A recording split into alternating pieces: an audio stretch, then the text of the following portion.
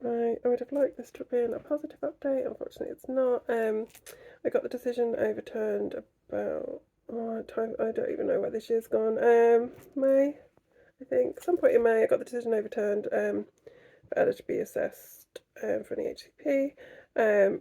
The manager lady from the LA that I spoke to was lovely. She said she completely understood that obviously, in terms of assessments and things, there'd have to be adjustments, and we made the decision that it was best for an ed psych not to physically see her, which I now regret because I've had the report through, and it's very unlikely that the LA will issue, and if they issue, it will not be with the budget. So completely pointless. Unfortunately, I had one really good. I think I was on the phone to her for like an hour, the ad psych at some point, and then we had one where it was myself, CCN, who have previously seen her, the ed psych, and two people from school, which was the Senko and the TA that works with her at the moment. Um, and I had to leave halfway through because I was having a massive meltdown and screaming and shouting. Um, but I was fairly confident that she was kind of like, it just reads as though she goes to school. Like, you start reading the report and it says, I can't remember the exact wording, but it basically says, although she has like challenges, she accesses school every day. She doesn't attend school, does she? She's not been in a classroom for 6 months. She goes into a side room for like 15 to 30, possibly 45 minutes and a morning with one person that's the only person in the school should communicate with.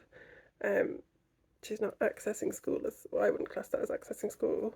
And obviously, I'm with her. She cannot. If there's one slight mention of anything changing or anything else, she'll just start screaming, "We leave." So there's nothing in the EdSec report about extreme behaviour. There's nothing about. It says stupid things like, I've said that I want her to have a cognitive development assessment, which is the same as what her brother has had previously. There's nothing about any of that. It just says that they think that the reason she's slightly behind academically is because she's not been in school. It's not, is it? She's potentially dyslexic. She struggles massively with spelling. She struggles with reading, not reading, but reading comprehension. Um, Sticking to tasks, being interested in tasks. Like, there's so much that she struggles with.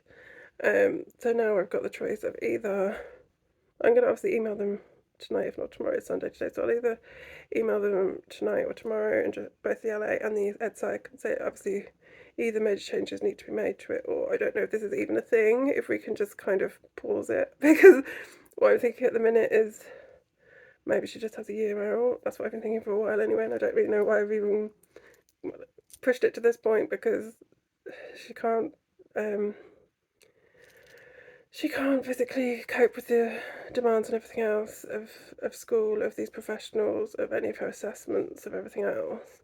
And she's doing so well at the minute without all of that, especially being the summer holidays, that she's communicating with more people. She's even, it's something which is like semi out my comfort zone, but bear in mind, like, she hasn't been away from me for a second for 6 months. So my neighbour's daughter's 12, and she would go, for a little while she's been going kind of out the front in my cul-de-sac, but literally like on my drive, or like as far as their house, which is like 2 doors down. And she's 12, so it's not like she's not responsible. Yeah, she's been out there a few times, and then the other day when Jane was at a holiday club, she went down to the park with her, which, like, I was sat here panicking the entire time, but I was like, I just have to tell myself, Millie's 12, she's responsible. You know, she took her down and she said, if Ella wants to come back, I'll walk her back up. And they went down to the park for like 30 minutes, and I was like, that's actually huge in terms of Ella being able to be away from me. Um, so I would much rather at the moment work on all these kind of things and homeschool her for as long as she needs, potentially for the next 10 years. Well, not 10, yeah, 10 years, so she's 18. Or until, she sort of 14, 16 wants to do something vocational or something like that. I can't see her. Essentially, the EdSec report just says that she'll build it back up and go back into mainstream school with a few check-ins through the day. That's never, never in a million years going to happen. So, yeah, I'm going to try and obviously fight it to an extent. I'm going to say, this isn't a description of my child in the slightest. This is, there's so much missing from it. I'm going to try that, and obviously say to local authority as well, but otherwise, I don't know if it's a thing to even be like, right, we'll just come back to her in a year's time and see, like, how she's doing in a year or something like that. Yeah, I think my only option at the moment is to homeschool for the foreseeable future.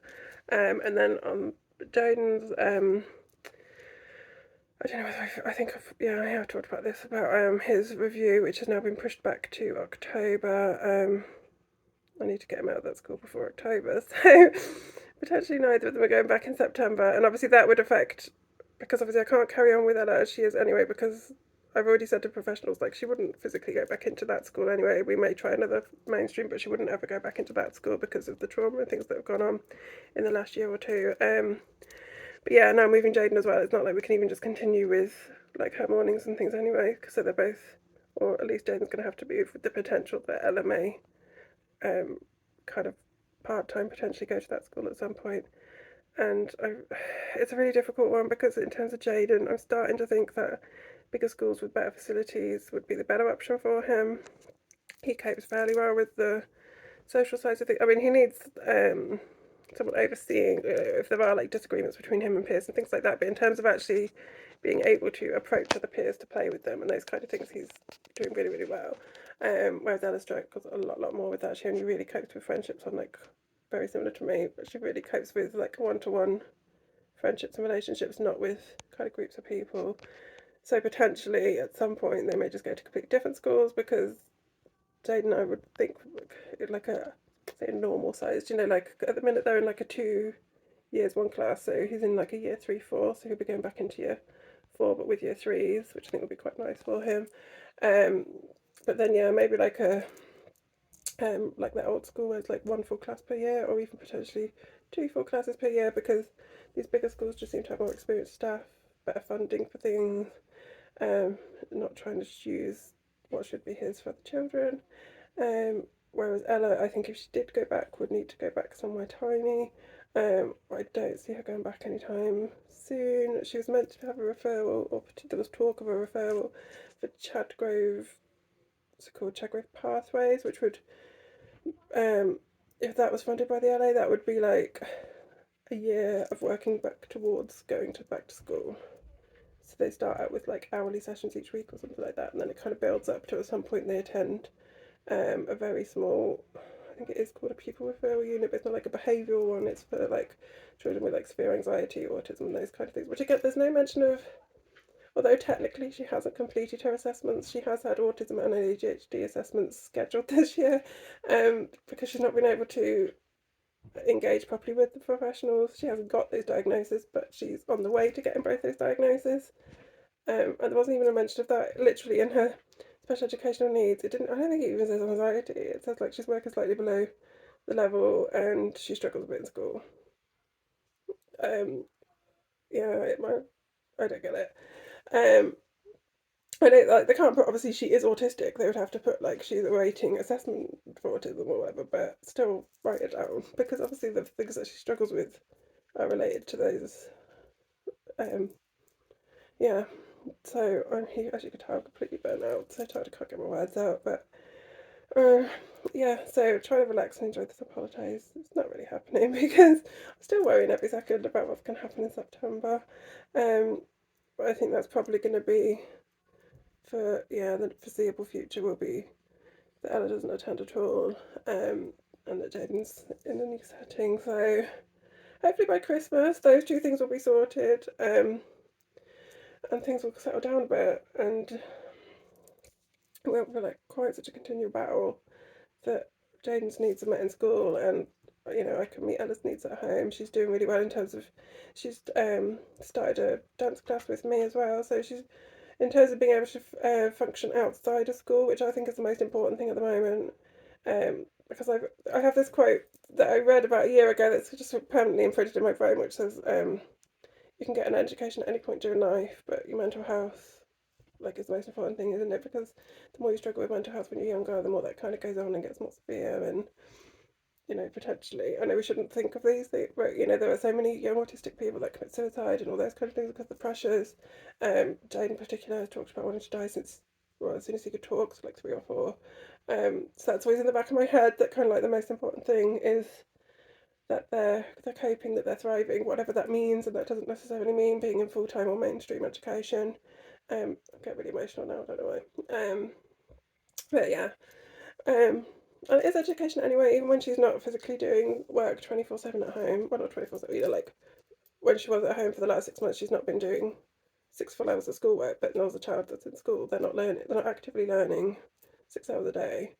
And when she is with me and she's getting that one-to-one, the quality of her work is so much better than when it was when she was in school, so it's definitely not a negative thing. And yeah, I'm just waffling now, so yeah, that's the update, and hopefully the next one will be a bit more positive.